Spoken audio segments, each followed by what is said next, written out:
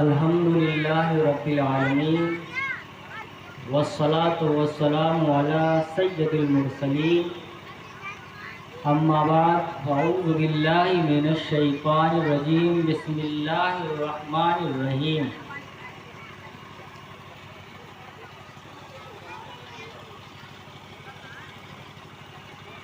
وصدق رسولہ النبی الکریم ونحن على ذلك لمن الشاہدین والشاکرین والحمد للہ رب العالمین۔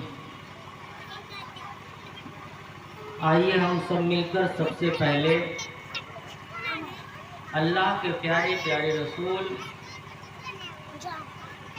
تاجدار مدینہ سرکار مدینہ راحت قلب و سینہ نور مجسم محمد مصطفیٰ ہمیں عاشق مصطفیٰ بنایا، عاشق غوث اعظم بنایا، عاشق شاہ وزیر علی بنایا، عاشق بھیا صدیق رحمۃ اللہ علیہ بنایا، عاشق آل رسول بنایا۔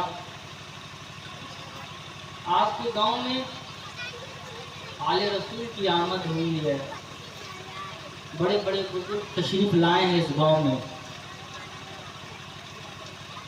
شیخ سعدی رحمۃ اللہ علیہ انہوں نے گوستہ لکھی، بڑی بڑی کتابیں، متقی پرہیزگار تہجد سب پڑھے، لیکن وہ کہتے تھے، دعا مانگتے تھے، الہی بحق بنی فاطمہ کہ برقول ایما کبھی خاتمہ۔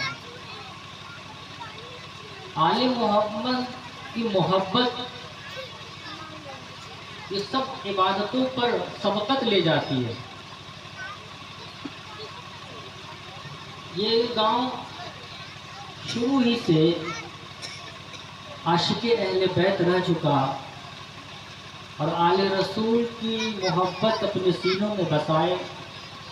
آج بھی بھیا راشد بھیا آتے ہیں اور آپ کو سراحوزی جام پلاتے ہیں، اور پینا چاہیے کہ آل رسول کی محبت جو ہوتی ہے، ایک لمحہ کی محبت 70 سال کی عبادت سے بہتر ہے۔ یہ قوم اس وقت برباد ہو جاتی ہے جب نبی کے خاندان سے محبت کرنا چھوڑ دیتی ہے۔ یزید نے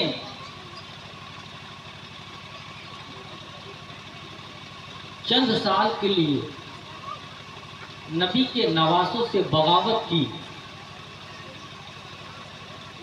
نبی کو مانتا لیکن نبی کے خاندان والوں سے بغاوت کی۔ حسین اعظم سے بغاوت کی، اس وجہ سے بغاوت کی کہ میرے پاس اقتدار آ گیا ہے، میرے پاس مال آ گیا ہے، میرے پاس جائیداد ہے، اب میرے پاس دنیا کی فراوانی ہے، ہم کس آل رسول کی تعظیم کریں، ہم کس عالم دین کی تعظیم کریں؟ عالم ہماری تعظیم کرے، آل رسول ہمارے قدموں میں آئے۔ جب یہ ذہن اس کا بن گیا تو پیسے کی بنیاد پر اللہ علیہ زندگی بھر انہوں نے آل رسول کے دامن کو نہیں چھوڑا، اور نہ آل رسول امام محمد رضا خان کو چھوڑے، اور اعلی حضرت کبھی غوث پاک کو نہیں چھوڑے، اور غوث پاک نے کبھی امام محمد رضا خان کو نہ چھوڑا۔ یہ کتنا ربط ہے ان میں، کتنی محبت ہے ان میں، اتنا علم کے پہاڑ اعلی حضرت۔ لیکن جب آل رسول کی بارگاہ میں جاتے ہیں تو تعظیماً کھڑے ہو جاتے ہیں اور کہتے ہیں کہ ساری عزتیں، ساری رفتیں، ساری بلندی ہمیں آل رسول کے دربار سے ملی۔ سبحان اللہ۔ پیارے بڑے بڑے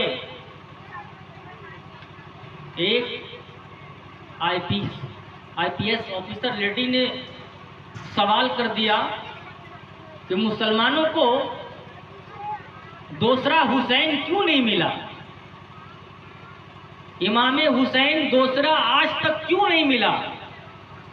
کوئی سوال کا جواب نہ دے پایا تو ایک بوڑھا شخص جس کی داڑھی بالکل سفید ہو چکی تھی وہ کھڑا ہوا اور کہا، بیٹی مجھے شرمندہ نہ کرو، اس لیے اس قوم کو دوسرا حسین اس لیے نہیں ملا، اس قوم کو دوسری فاطمہ نہیں ملی۔ بے شک بے شک بے شک، جب دوسری فاطمہ ہوگی تب نہ دوسرا حسین آئے گا۔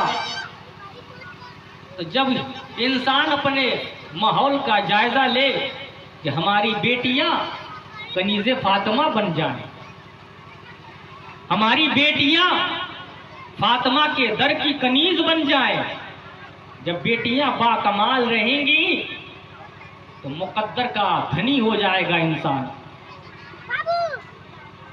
ایک چودھری صاحب تھے، ان کی شادی ہوئی، اتفاق سے ایک شادی ہوئی، بیوی ملی، لیکن چودھری صاحب دولت کے گھمنڈ میں تھے اور پیسے کے عشق میں مبتلا تھے، محلوں میں رہتے تھے، کوئی ان کو نماز پڑھنے کے لیے نہیں بولتا تھا، تو بولیں گے تو چودھری مالک ہے گاؤں کے، ہمیں پیٹ دیں گے۔ بیوی بھی ایسی آئی تھی کہ ان کے ڈر سے بولتی نہیں تھی، اتفاق سے اللہ نے ان کے قسمت میں نیک بیوی لکھ دی تھی۔ تیسری شادی ہوئی، بیوی آئی، نوکر تھا، گلاس لیا دودھ کا اور مالک چودھری کے پاس دودھ کا گلاس لے کے جا رہا تھا کہ بیوی روکی، نوکر آج تو نہیں جائے گا، آج گلاس دودھ کا میں لے کر جاؤں گا۔ بیوی گلاس دودھ کا لیتی ہے، اپنے شوہر نامدار کے پاس جاتی ہے، پیش کرتی ہے، شوہر بولتا ہے، بیوی آپ زحمت کیوں کیے ہیں؟ نوکر تھے، نوکر سے بھجوا دیتے دودھ کا گلاس۔ کہا میں آپ کی بیوی ہوں، مجھے بھی موقع دے کہ میں آپ کی خدمت کروں، آپ کی خدمت کروں گی، اللہ ہم سے خوش ہوگا، جنت ملے گی ہمیں۔ اور بیوی نے دودھ کا گلاس پیش کیا اور کہا حضور اگر حکم دے تو میں آپ کے پاؤں کو دباؤں؟ کہا دباؤ۔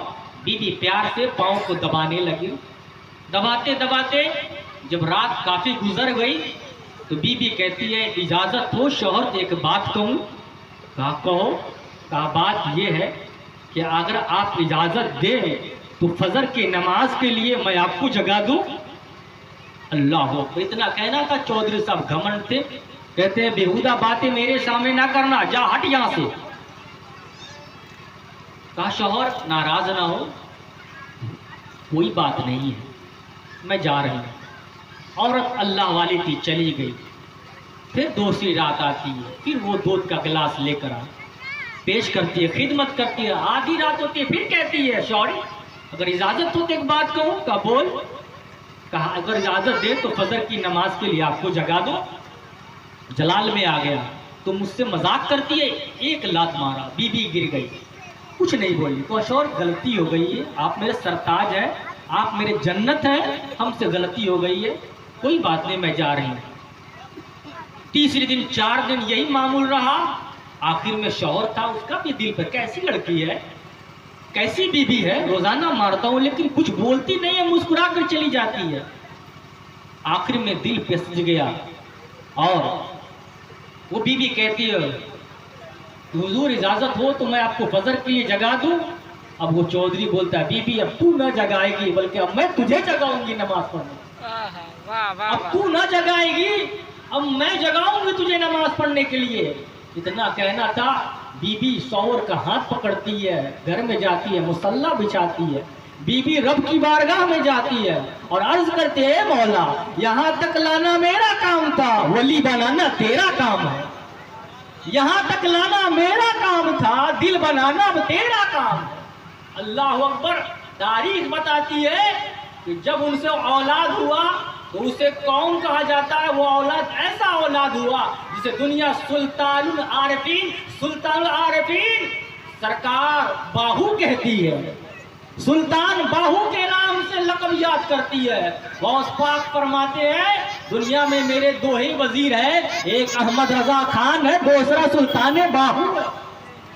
کہتے ہیں تسبیح پھرے دل نہ پھرے تو کیا ہوا, تسبیح پھر لے اور دل نہ تیرا پھرا, دل نہ توبہ کیا تو کیا توبہ کی. اللہ اکبر. پیارے, اس ماحول میں جس گاؤں میں آپ رہ رہے ہیں عشق و محبت والا گاؤں ہے, یہاں سے ہمیں نفرتیں مٹانی ہے. سرکار امام حسن علیہ السلام نے جو تاریخ پیش کی ہے, حضور نے فرمایا تھا کہ میرا بیٹا جو حسن ہے نا, یہ دو لڑنے والوں میں صلح کرائے گا, دو مسلمانوں میں, دو آپس بھائیوں میں لڑنے والوں میں صلح کرائے گا. جب تخت کی بات آئی نا تو دو پارٹی ہو گئے تھے, حضرت امیر المومنین حضرت امیر معاویہ رضی اللہ تعالیٰ عنہ کی پارٹی, امام حسن علیہ السلام تھا. لیکن نبی کا خاندان امت کو متحد رکھنا چاہتا ہے. آل رسول کبھی انتشار نہیں چاہتا ہے. آل رسول قیامت تک محبت کا تعلیم دیتا. امام حسن نے کہا کوئی بات نہیں ہے حضرت معاویہ, آپ کو میں سپرد کرتا ہوں, بادشاہی آپ کی, خلافت آپ کی. میرے آقا نے فرمایا تھا میرا حسن دنیا میں محبت پھیلانے کے لیے آیا ہے. اس لیے پیارے نبی کے گھرانے والوں نے محبت کی تعلیم دی ہے اور عشق کی تعلیم دی ہے. سرکار سرہ حوضی حافظ وزیر علی شاہ رحمۃ اللہ علیہ نے جو محبت کی تعلیم دی ہے, فقیروں نے جو تعلیم دی ہے, اولیاء اللہ علیہ رسول نے جو تعلیم دی ہے, ہمیشہ محبت کی تعلیم دی. کبھی بھی آگ کو آگ سے نہیں بجھایا جاتا ہے, آگ کے لیے ضرور ہے کہ اسے پانی سے بجھایا جائے. آگ جل رہا ہے اسے کیسے بجھایا جائے, اسے محبتوں سے بجھایا جائے. اللہ تعالیٰ کی بارگاہ میں دعا, اللہ تعالیٰ, اس لیے کہ اس گاؤں میں آل رسول کا قدم ہے نا, یہ گاؤں کبھی زوال پر نہیں آئے گا. میں ایک مرتبہ آیا تھا بارات میں, ایک شادی تھی, میرے بھائی کی بھی شادی یہاں ہوئی ہے, تو میں آیا تو یہ نہیں دیکھنا چاہیے کہ, یہ دیکھنا چاہیے کہ مہمان آئے ہوئے ہیں, یہ نہیں دیکھنا چاہیے کون آیا ہے. میرے نبی نے تو کافر نے پیخانہ کر دیا تھا بستر پر, وہ مہمان تھا, نبی نے اپنا مہمان بنایا تھا اور پیخانہ تو اتنا کھلایا کہ پورا دودھ کھا لیا اور آدمی کا پیٹ خراب ہوا. تو حضور نے اپنے ہاتھوں سے اس چادر کو صاف کیا تھا. پیارے نبی نے, صحابہ نے کہا حضور آپ تو نور والے ہیں. لیکن میں تعجب رہا کہ یہاں کے لوگوں کو کیا ہو گیا. میں نے پوچھا ایک آدمی سے, حضور میری رہنمائی فرمائیے. تو ایک جوان تھے, جوانی کے تیور میں تھے, انہوں نے مجھ سے اس ایسے مزاج سے بات کیا, مجھے بڑی تکلیف ہوئی. میں نے کہا یہ تو گاؤں اولیاء اللہ کا ہے, ولیوں کا ہے, محبت کی تعلیم دینے والوں کا ہے. میں چاہتا ہوں یہ گاؤں ہمیشہ پھولوں کی طرح, گلاب کی طرح آباد رہے. آل رسول اولیاء اللہ کا یہ گاؤں ہے. اللہ اس گاؤں کو تا قیامت آباد رکھے. آج یہ حضور کائنات صلی اللہ علیہ وسلم کی محفل کی بزم سجائی گئی ہے. آج میرا مقصد یہ ہے کہ حضور کے ذکر سے آپ کے دل کو معطر کر دیا جائے, نبی کی محبت آپ کے دل میں ڈال دی جائے. حضور پر ہم درود کیوں پڑھتے ہیں؟ حضور پر درود پڑھنے سے کیا ہوتا ہے؟ شیخ ابو الحسن ساجلی فرماتے ہیں کہ اگر کوئی یوں ہی درود پڑھے نبی پر, یوں ہی رسمی پڑھ لیا, لوگ پڑھ رہے ہیں, فرماتے ہیں اس درود کو بھی سرکار سنتے ہیں. بے شک اس درود کو بھی سرکار سنتے ہیں.